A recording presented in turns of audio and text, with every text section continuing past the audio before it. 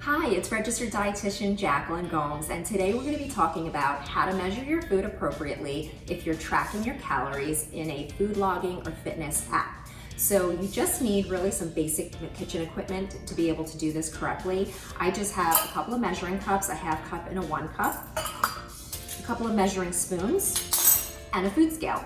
That's all you really need to make this happen and do it properly. So let's start with the easiest thing, I think, is just going with volume for right now. Now, this is something that most of us have done throughout our life. I'm sure you've either made cupcakes or you've had to measure out, oil for a particular recipe.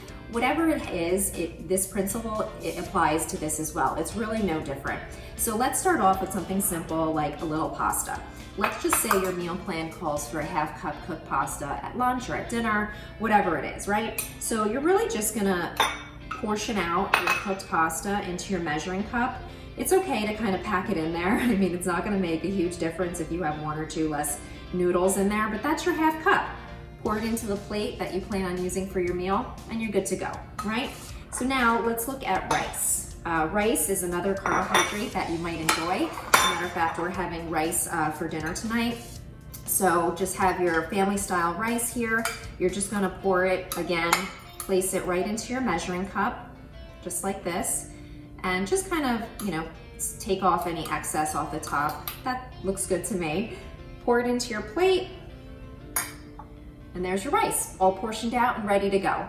So the idea here is really that the questions that I get from my clients are that, I really don't know how to enter my food into the food app. How do I know how much I'm eating?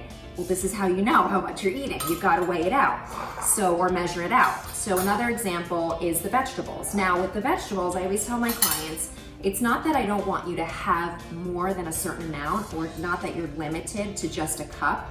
What this does is that, for me personally, it ensures that you're eating enough vegetables. That's where the sticking point is for a lot of people who maybe aren't used to eating a lot of veggies or just don't enjoy them. So with, string beans are really simple to, measure out. And really here, you don't need to be like super granular with it. This is fine. This is a 1 cup of vegetables. Most times I have at least 1.5 to 2 cups of veggies on my meal plan. So you're gonna be doing that twice. And that's all you have to do. Now let's think about something a little bit more complicated / delicious. I don't know if that's the right way to say it.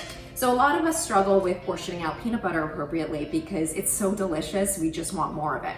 But it's a high calorie food, although it is good for us, so we wanna make sure that you're doing this properly. So with your peanut butter, this is not properly. That huge dome off the top is definitely at least 1.5 tablespoons or so of peanut butter. So you wanna just level it off the top, just like that.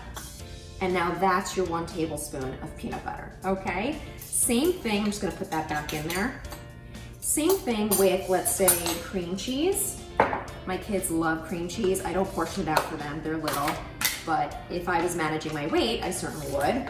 So here you would just go ahead, put your tablespoon in there, just level off the top, and there you've got your 1 tablespoon of cream cheese, okay? So easy peasy, nothing more than that, nothing more complicated. Now what you do with that information is you're sticking to your meal plan, you're gonna be putting that into your fitness app to make sure that you're tracking the appropriate amount or the amount that you actually consumed. And that will help you stay closer to your calorie goals. All right, now let's take our digital scale and let's start measuring out food for weight so that we can track calories from things like potatoes or meats, and you'll get a better reading if you use a scale versus trying to just eyeball it. Okay guys, so for this portion of the video, I'm gonna have to do it holding the camera because my tripod's not cooperating, but I wanna get this done.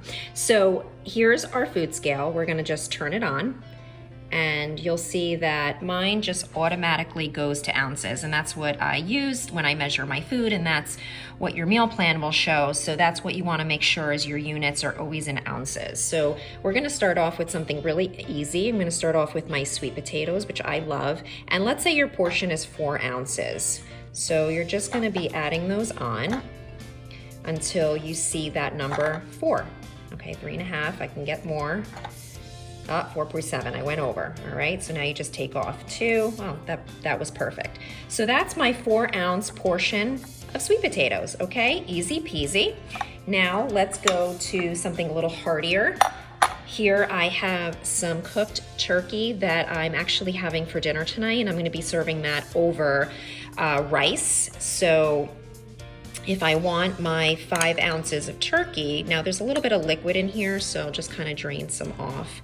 So all I'm doing is just portioning that onto my plate until I get to 5 ounces.